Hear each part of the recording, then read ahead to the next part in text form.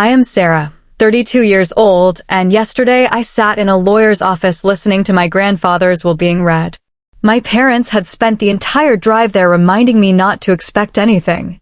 Grandpa knew who really took care of him, my mother said pointedly, referring to my brother Marcus. But when the lawyer pulled out a second envelope marked to be read only in Sarah's presence, the color drained from their faces. What happened next changed everything I thought I knew about my family. Before we dive into the story, drop a comment about where you are watching from and hit that subscribe button if you have ever been the overlooked child in your family. Trust me, you will want to hear how this unfolds. Growing up, I always knew I was not the favorite. My brother Marcus, 3 years younger than me, could do no wrong in my parents' eyes. When he wanted piano lessons at age 7, they hired the best instructor in the city.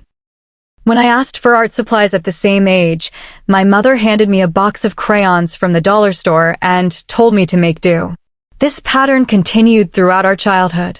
Marcus got the newest gaming systems, designer clothes, and a car for his 16th birthday. I got hand-me-downs from cousins and a lecture about the value of hard work when I asked for driving lessons. My parents' reasoning was always the same. Marcus had more potential, more talent, more promise. He was going to be somebody. I was just there. The only person who ever made me feel valued was my grandfather, Thomas Bennett. Grandpa owned a small bookstore in downtown Portland called Bennett's Books. It was a magical place filled with worn leather armchairs, the smell of old paper, and stories waiting to be discovered. While my parents pushed Marcus toward prestigious internships and networking events, I spent my weekends helping Grandpa in his bookstore. Sarah, he would say, adjusting his reading glasses as we organized the mystery section together, you have got something your brother does not. You see people. You understand them. That is a gift worth more than any degree from a fancy university. I treasured those words, especially during family dinners when my parents would spend hours discussing Marcus's achievements while barely acknowledging my presence. I had graduated with honors from Portland State with a degree in social work. I worked at a nonprofit helping at-risk youth. My parents' response? That is nice, dear. Did you hear Marcus just got promoted to senior analyst? At only 29 years old. Marcus himself was not particularly cruel, just oblivious. He had grown up breathing the rarefied air of being the golden child and simply assumed that was the natural order of things. He took my parents' adoration for granted the way others take oxygen for granted, never questioning why or wondering if perhaps their devotion was distributed unfairly. 3 years ago, Grandpa started showing signs of decline. At 87, his memory began to slip, and the bookstore became too much for him to manage alone. Without hesitation, I rearranged my work schedule to help him 5 days a week. I would arrive at 6 in the morning to open the store, work my shift at the nonprofit, then return to close up and help Grandpa with his accounting. My parents' response? Sarah, you are wasting your time. Dad is going to have to sell that dusty old store anyway. You should be focused on your own career like Marcus. But I could not abandon Grandpa.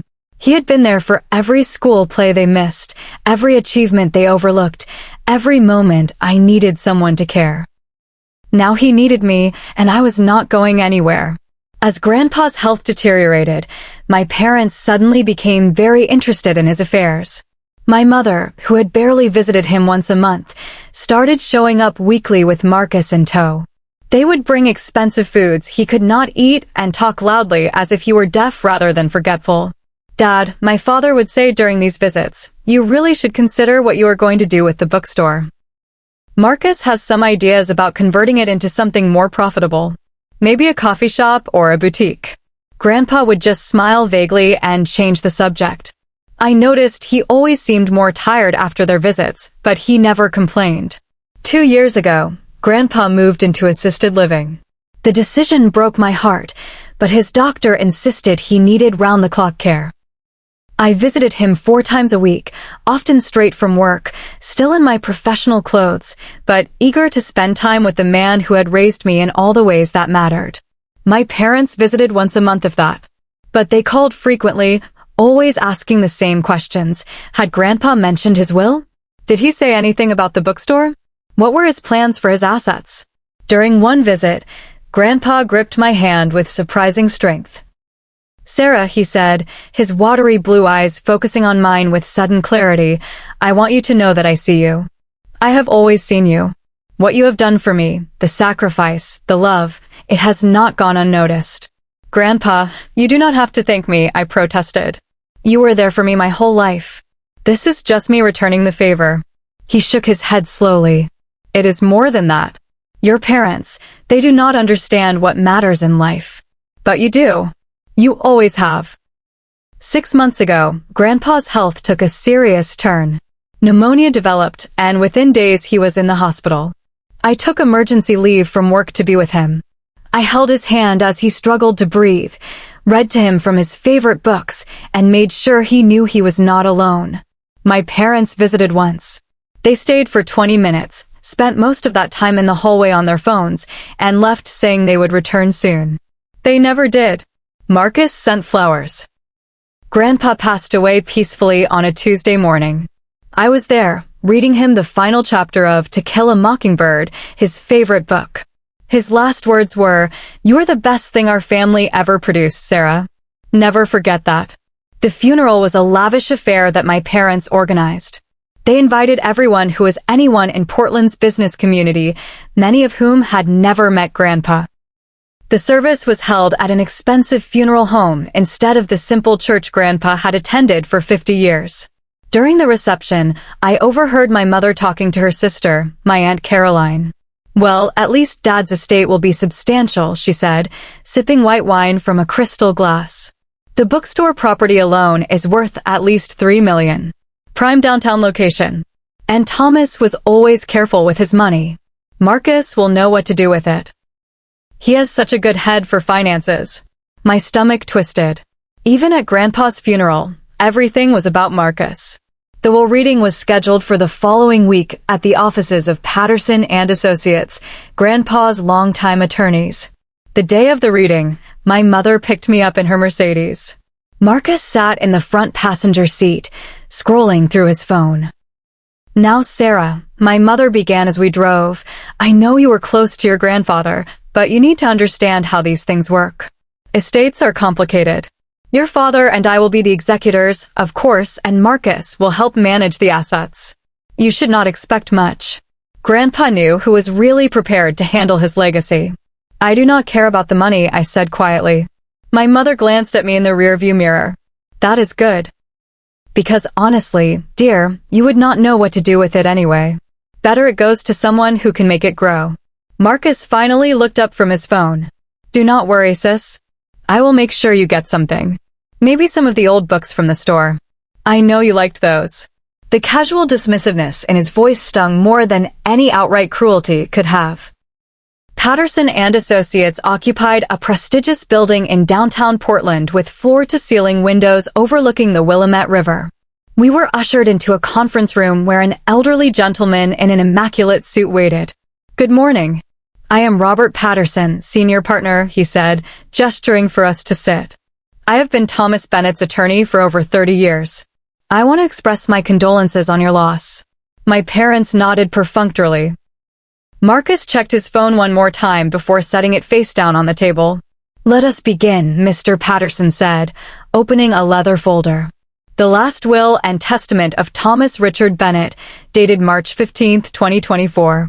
He began reading the standard legal language, then moved to the specific bequests. "To my son, Robert Bennett, and his wife, Diana Bennett, I leave my collection of first-edition novels, appraised at approximately $50,000, and my gratitude for the family they created, however imperfect." My mother's face tightened at that last phrase, but she said nothing. "To my grandson, Marcus Bennett, I leave the sum of $100,000 and my 2018 Mercedes sedan, with the hope that material wealth brings him the happiness he seems to seek." Marcus smiled, clearly pleased. 100,000 was generous, and the car was only 2 years old. Mr. Patterson paused and looked directly at me. "To my granddaughter, Sarah Bennett, I leave." "Oh, Robert," my mother interrupted with false sweetness, "you do not need to read that part out loud. We all know Sarah would be happy with whatever small token Dad left her. Let us just move on to the important assets. Mr. Patterson's expression remained neutral, but I detected a flicker of something, disapproval perhaps, in his eyes. Mrs. Bennet, I am legally obligated to read the entire will aloud. I would appreciate it if you would allow me to continue. My mother pressed her lips into a thin line but nodded. To my granddaughter, Sarah Bennet, Mr. Patterson continued, I leave the property and business known as Bennett's Books, including all inventory, fixtures, and the building itself, currently valued at $3.2 million.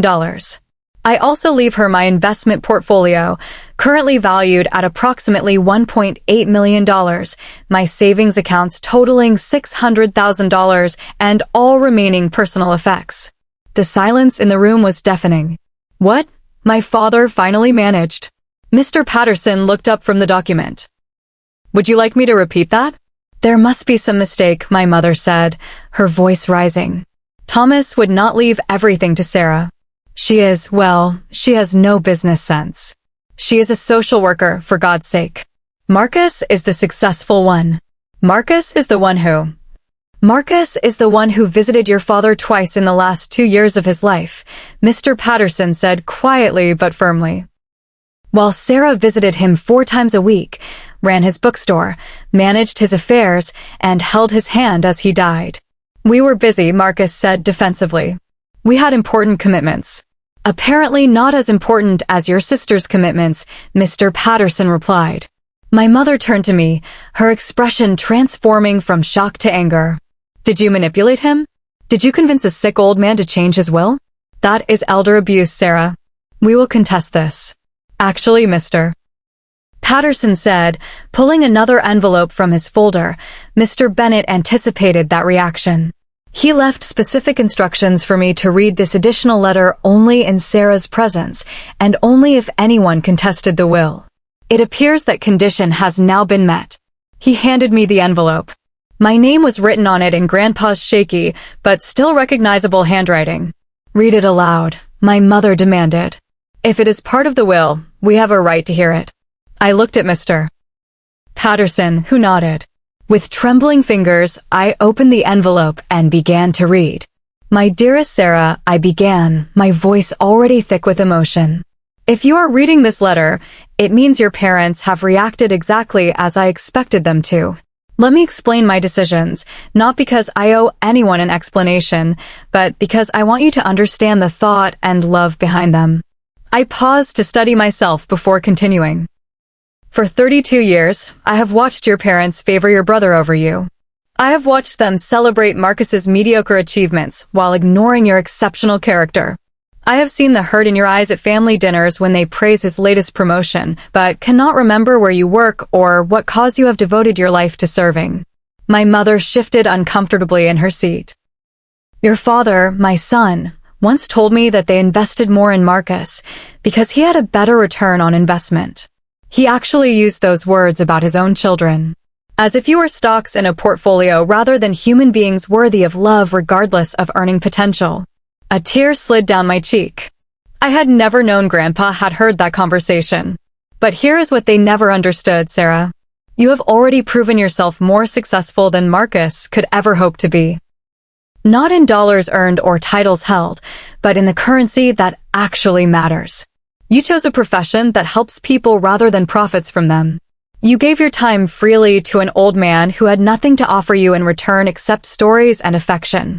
You lived with integrity when it would have been easier to chase money and status like your brother. Marcus had the grace to look down at the table. The bookstore is yours because you loved it. Not for what it was worth, but for what it represented. You understood that those dusty shelves held more than inventory. They held communities and connections, dreams and discoveries. You saw the magic your parents dismissed as foolish sentimentality.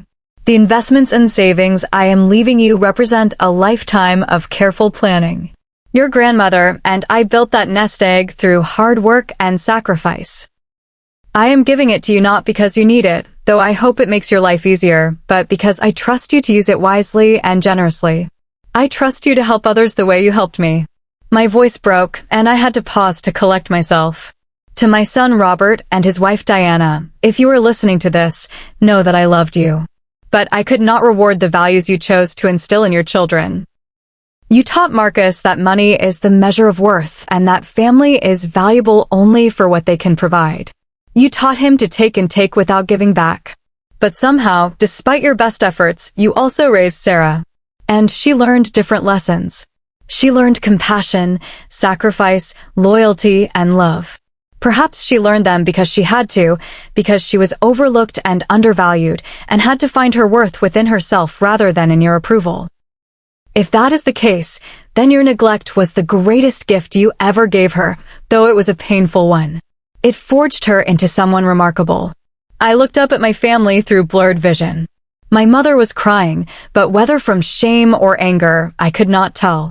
My father stared at the table. Marcus looked genuinely shocked, as if understanding for the first time how his privilege had blinded him.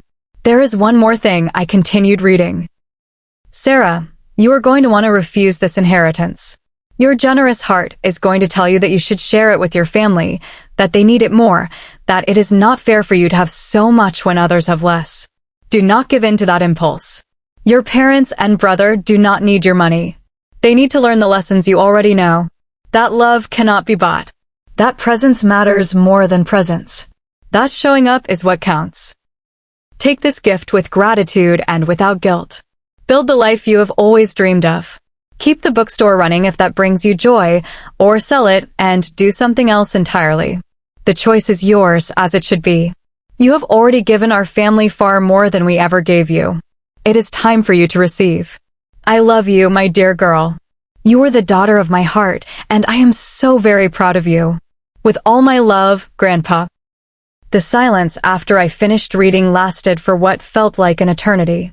Finally, my mother stood abruptly, her chair scraping against the floor. This is not over, she said, her voice tight. We will contest this will.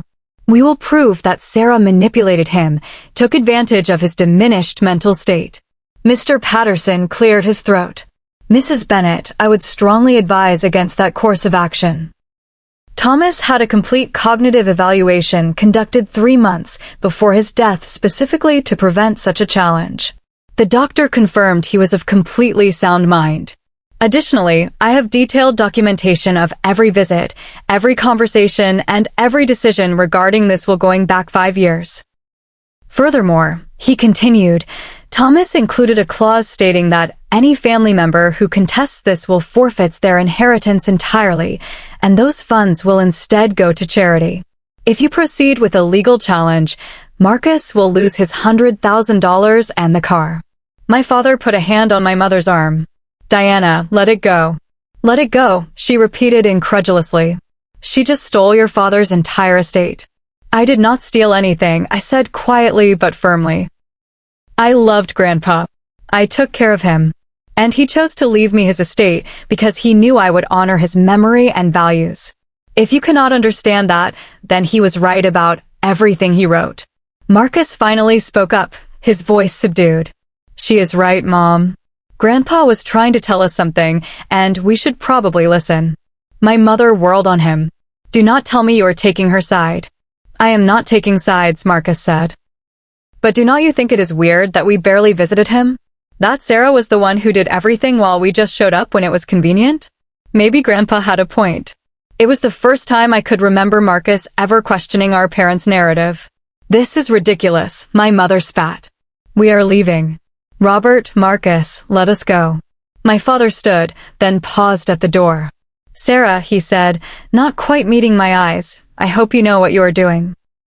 They left, my mother practically vibrating with fury, my father looking older somehow, Marcus glancing back at me with an expression I could not quite read. After they were gone, Mr. Patterson handed me a thick folder. These are all the documents you will need. Bank accounts, investment statements, property deeds. I have also prepared a full accounting of the estate for your review.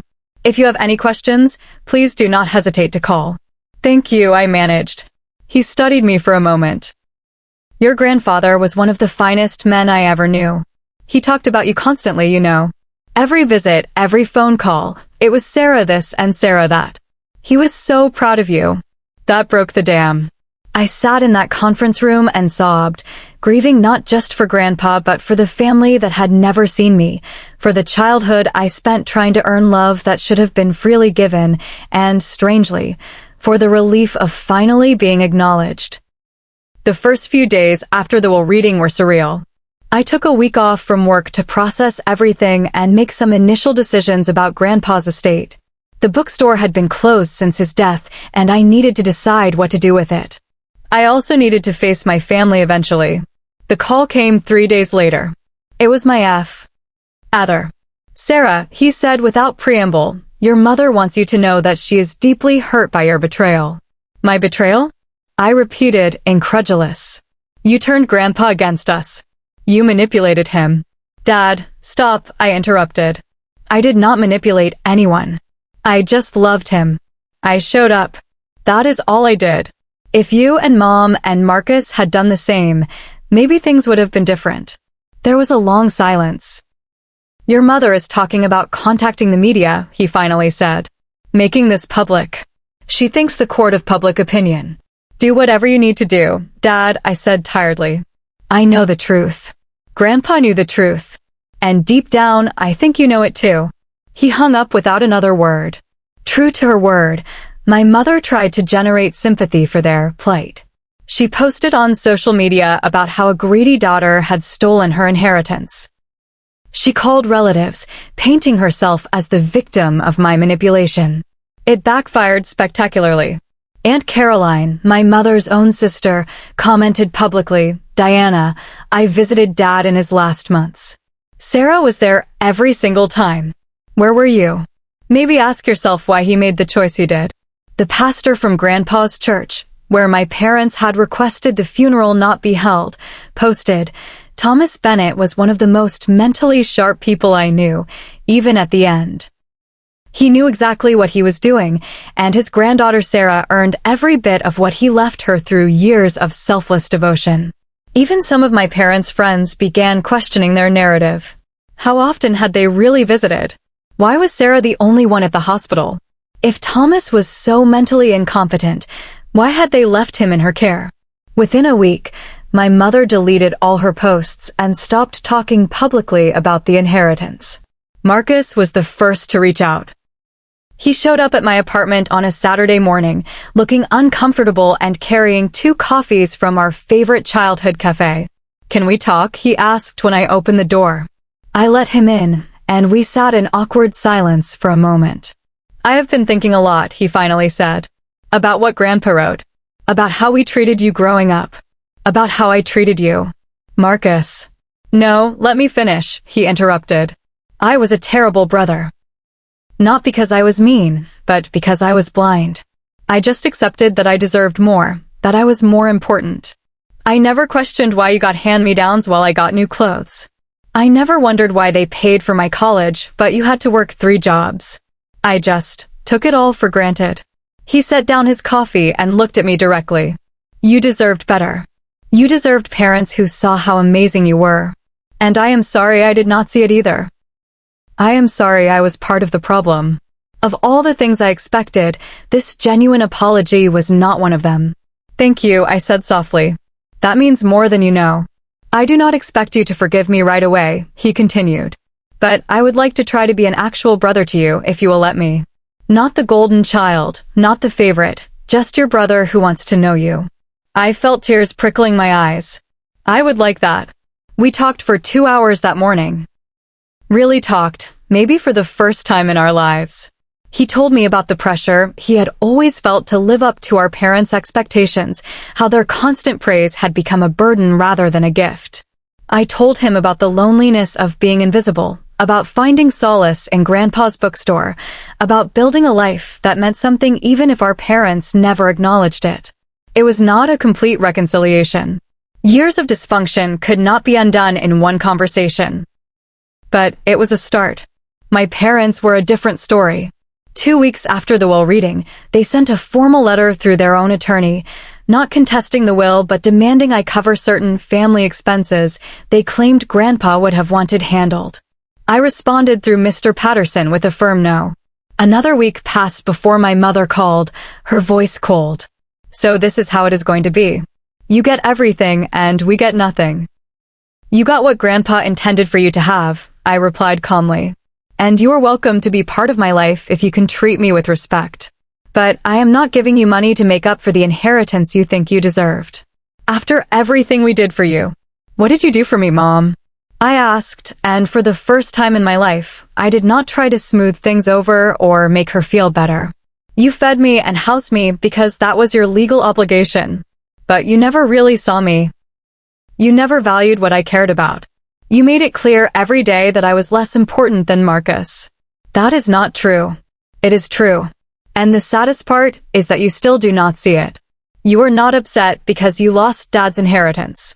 You are upset because his will forced you to confront how you treated me, and you do not want to face that truth. She hung up without responding. After weeks of consideration, I decided to keep Bennett's books open. But I wanted to honor Grandpa's vision while also making it my own. I hired a manager to run the day-to-day operations, a wonderful woman named Patricia who had been a regular customer for years. Together, we updated the store while preserving its character. We added a cafe section, created a children's reading nook, and started hosting community events, book clubs, poetry readings, local author signings. We also instituted a program that Grandpa would have loved. Every Friday afternoon, at-risk youth from the nonprofit where I worked could come to the store for free books, homework help, and mentorship.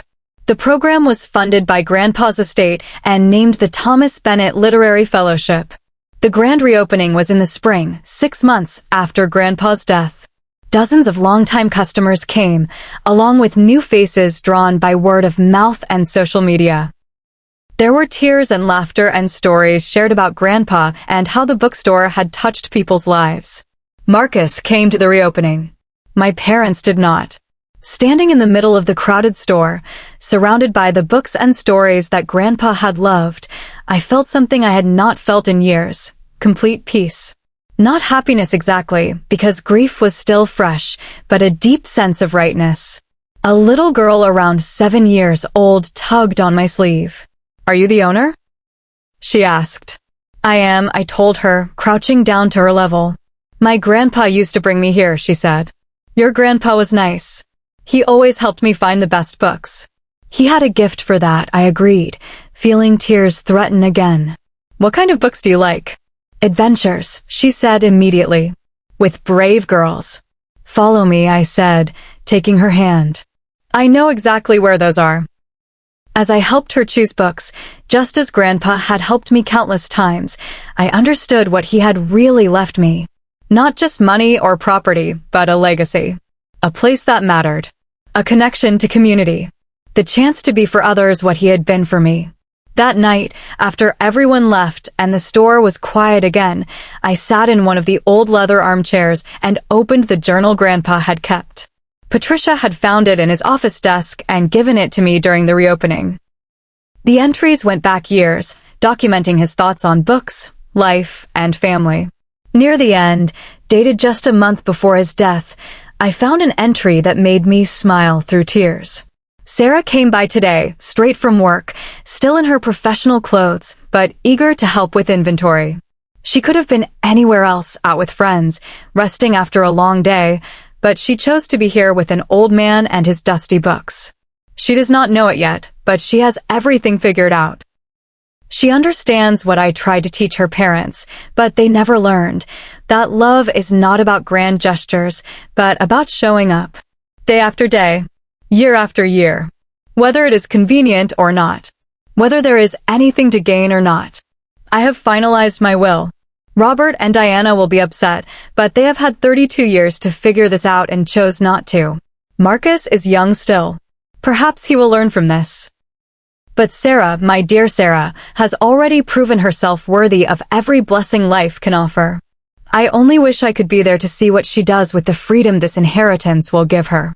I have no doubt she will use it to help others, to create beauty, to spread the kind of quiet, steady love that actually changes the world. She is everything I hoped my legacy would be. I closed the journal gently and looked around the bookstore. The streetlights outside cast long shadows through the windows, illuminating dust motes dancing in the air. The shelves were full of stories, the cafe smelled of fresh coffee, and on the wall hung a new sign, Bennett's Books, where every story matters. Where every person matters. Grandpa had seen me when no one else did. He had loved me when I was unlovable by my family's standards. And now, through his gift, I had the chance to see others. To make sure no child felt invisible the way I had. To create the kind of welcoming space he had created for me. It was not the inheritance my parents thought mattered, but it was the one that would actually make a difference. A year after Grandpa's death, my life had transformed in ways I could never have imagined. The bookstore was thriving beyond my wildest expectations. The Thomas Bennett Literary Fellowship had served over 200 kids from my nonprofit, providing books, tutoring, and a safe space to explore their imaginations. I had also used part of the inheritance to start a small foundation that funded literacy programs in underserved communities. It was work that aligned with my values and honored Grandpa's belief that books could change lives. My relationship with Marcus had continued to improve. We had dinner every couple of weeks, and he had even started volunteering at the bookstore's weekend programs. He was dating a teacher now, someone who challenged him to think beyond profit margins and material success. "You know what is funny?" he said during one of our dinners. "I make less money than I used to, but I am happier." I think Grandpa was trying to tell me something with that will. About what really matters. My parents remained distant. We exchanged perfunctory texts on holidays, but there was no real warmth, no genuine connection. It saddened me, but I had come to accept that some relationships could not be repaired, at least not without both parties being willing to change. My mother had tried one more time, about 6 months after the will reading, to guilt me into sharing the inheritance. "Your grandfather would have wanted you to help family," she said during an awkward phone call. "You're right," I had responded. "He did want me to help family. That is why I started a foundation that helps families in need get access to books and education. Grandpa's money is helping hundreds of families now, Mom. I think he would be proud." She had hung up without responding. The bookstore hosted an anniversary event on the 1-year mark of Grandpa's passing. We invited everyone whose lives he had touched, and the turnout was incredible. Over 200 people came to share memories, read favorite passages, and celebrate the man who had built something meaningful in a world increasingly obsessed with the meaningless. At the end of the evening, I stood at the front of the store and raised a glass. "To Thomas Bennett," I said, my voice carrying across the hushed crowd, "who taught me that love is measured not in dollars, but in presence. Not in grand gestures, but in small, consistent acts of care. Not in what we accumulate, but in what we give away." To Grandpa, the crowd echoed. As everyone clinked glasses and resumed their conversations, Patricia approached me with a gentle smile. "He would be so proud of you, Sarah." "I hope so," I said, looking around at the vibrant, thriving bookstore, at the lives being changed by the programs we had started, at the community we were building. "I really hope so." That night, after everyone left, I sat in Grandpa's favorite chair once more and pulled out his journal to read the entry from exactly 1 year ago, the last one he had written before entering the hospital. "Tomorrow I will finalize everything with Robert Patterson. The will is complete, the letter is written, and all that remains is to trust that Sarah will understand what I am trying to tell her. Some might say I am being unfair to Robert and Marcus. But fairness is not about equal distribution. It is about giving people what they have earned, what they will value, what they will use well. I am giving Sarah the bookstore because she loved it for what it was, not what it was worth. I am giving her the financial security because she chose to help others even when it left her with less. I am giving her everything because she already proved she did not need it to be a good person. That is the rarest kind of wealth, not needing money to have integrity, not needing recognition to do good, not needing approval to know your worth. My time is short now. I can feel it in my bones. But I am not afraid because I know that a part of me will live on in Sarah and in every person she helps, every child she inspires, every life she touches with the kindness she learned not from her parents' example, but despite their neglect. If I have any regret, it is that I did not speak up sooner about the unfairness I witnessed. I should have told Robert and Diana that they were making a terrible mistake by favoring Marcus. I should have defended Sarah more publicly. But perhaps Maya can say what I failed to say clearly enough in life. Sarah was the real treasure our family produced, and I am proud to leave her everything I built because I know she will use it not for herself alone, but for the world. That is how you measure a life well lived, not by what you gain, but by what you give. I closed the journal and looked up at the store that had become my life's work. The inheritance had given me freedom and opportunity, yes, but more than that, it had given me validation.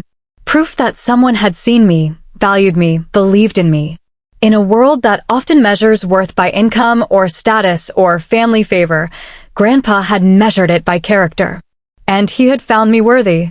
That was the real inheritance, not the money, not the property, but the knowledge that I mattered. That I had always mattered. And now, through his gift, I could help others know they mattered too. If you have ever been the overlooked child in your family, I want you to know that your worth is not determined by whether others recognize it. Sometimes the people who should see us most clearly are the most blind. But somewhere, someone sees you. Someone values what you bring to the world. And that recognition, when it comes from a place of genuine love and understanding, can change everything. Have you ever experienced favoritism in your family? Have you been the golden child or the overlooked one? How did it shape who you became? Share your story in the comments below. Your experience might help someone else feel less alone. If this story resonated with you, please hit that like button and subscribe to our channel for more real-life stories about family, inheritance, and finding your worth. And remember, the best inheritance anyone can leave you is not money or property, but the belief that you matter exactly as you are. Thank you for watching, and may you always find people who see your true value, even when others cannot.